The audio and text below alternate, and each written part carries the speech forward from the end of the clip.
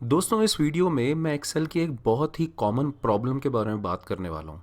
हम जब कुछ वर्कशीट्स को कॉपी करते हैं, move and copy right click करके, जब हम मूव एंड कॉपी करके किसी और वर्कबुक में लेके जाते हैं, क्रिएट अ कॉपी किया और इस ड्रॉप डाउन में से मैंने चूज़ किया एक डिफरेंट वर्कबुक और for example move to end किया, मैंने ओके किया, तो आप देखेंगे ये एरर आती है हमारे पास।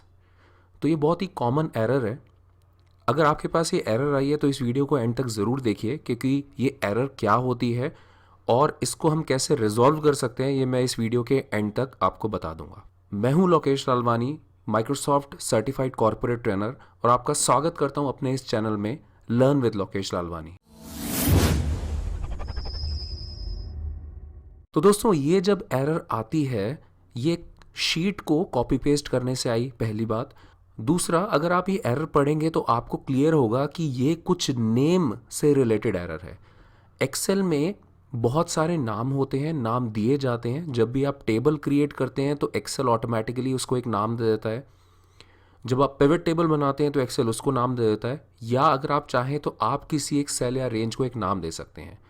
तो जब भी आप किसी एक ऐसी वर्कशीट को कॉपी करते हैं जिस वर्कशीट के अंदर बहुत सारे नाम होते हैं, और जब आप उसको एक दूसरी वर्कबुक में पेस्ट करते हैं तो साथ साथ वो नाम को भी कॉपी पेस्ट करने की कोशिश करता है, जिसकी वजह से ये इंफॉर्मेशन एरर आती है। तो दोस्तों इसके केस में हम लोग, प्रॉब्लम क्या होती है, हमें बार बार येस येस प्रेस करना पड़ता है। देखिए बार बार ये होता रहेगा, जितने नाम होंगे उतना मुझे बार बार येस करना पड़ेगा। ये आपने रियलाइज़ किया होगा। मुझे तो सिर्फ अभी 3 बार करना पड़ा। बहुत से केसेस में हमें सैकड़ों बार इस पे येस पे प्रेस करना पड़ता है, तभी ये जाती है एरर। तो इसका सॉल्यूशन ये है कि हम उन नाम को डुप्लीकेट होने से बचाएं, या उन नामों को हम कंप्लीटली डिलीट कर दें, तो ये प्रॉब्लम नहीं आएगी। तो उसके लिए हमें जाना होता है फॉर्मूलाज टैब में। फॉर्मूलाज टैब के बाद नेम मैनेजर में, और नेम मैनेजर में जब आप आते हो तो इसमें आप देखोगे कितने सारे नाम, यहाँ पर देखिए कितनी बड़ी लिस्ट मेरे पास आ रही है। और टेक्निकली स्पीकिंग मैंने इसमें से कोई भी नाम नहीं दिया हुआ। तो अगर आपको लगता है कि आपने कोई भी नाम नहीं दिया तो ये बहुत इजी है आपके लिए कि आप सिंपली जाकर इसको डिलीट कर सकते हैं। डिलीट करने का तरीका मैं अभी आपको बताता हूँ। दूसरा ऑप्शन ये है कि अगर आपको पता है कि आपने कुछ इंपॉर्टेंट नाम दिए हुए हैं, तो आपको क्या करना है, आप यहाँ फ़िल्टर में जाओगे और फिल्टर में आप इस तरह से कुछ फ़िल्टर्स लगा सकते हो जिसके बेस पे यहाँ पे नाम हमारे वो फ़िल्टर हो जाते हैं और उनको आप डिलीट कर पाओगे। या आप ये चेक कर सकते हो जो यहाँ पर रेफर टू लिखा हुआ है, तो फॉर एग्जांपल ये एक्चुअल में नाम आ कहाँ से रहा है। अगर ये इसी वर्कबुक का है जिसके अंदर आपने कॉपी पेस्ट किया है तो ठीक है, तो कोई प्रॉब्लम नहीं है। लेकिन अगर वो डिफरेंट वर्कबुक से आ रहा है, जैसे इस केस में अगर आप देखेंगे मैंने बुक 2 के अंदर कॉपी पेस्ट किया है, लेकिन ये जो नाम आ रहा है वो ये डिफरेंट वर्कबुक से आ रहा है। देखिए ये जो मैंने इस वीडियो के टाइटल का जो नाम दिया है इस वर्कबुक को, ये वहाँ से आ रहा है, तो ये गलत है। तो इसलिए अगर मैं इसको डिलीट करूँगा इन नाम को तो मेरे लिए ये प्रॉब्लम सॉल्व हो जाएगी। तो डिलीट करने का, अगर ये लिस्ट बहुत बड़ी है तो सबसे ईजी तरीका ये है कि आपने सबसे पहले पे क्लिक किया और उसके बाद आप स्क्रॉल करके जब सबसे नीचे आते हो तो आपको अपने कीबोर्ड पे प्रेस करना है शिफ्ट, और लास्ट में जो ये लास्ट नाम है उस पर क्लिक करना है शिफ्ट प्रेस करते हुए।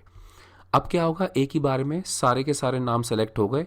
अब अपने कीबोर्ड पे हम प्रेस करेंगे डिलीट और ओके प्रेस कर देंगे, तो देखिए सारे नाम डिलीट हो गए हैं। क्लोज कर दिया तो अब ये प्रॉब्लम नहीं आएगी। तो ये काम हम प्रीवियस वर्कबुक में भी कर सकते थे। टेक्निकली हमें यहीं पे करना चाहिए जहाँ पर हमारे अनवांटेड नाम हैं। तो अगर मैं यहाँ पर ही कॉपी पेस्ट करने से पहले अगर मैं जाता हूँ सीधा सीधा फॉर्मूलाज के अंदर और नेम मैनेजर में, तो आप देखेंगे ये सारे नाम यहाँ पे एग्जिस्ट कर रहे हैं, इसीलिए यहाँ से कॉपी पेस्ट होकर वो वहाँ पर गए थे।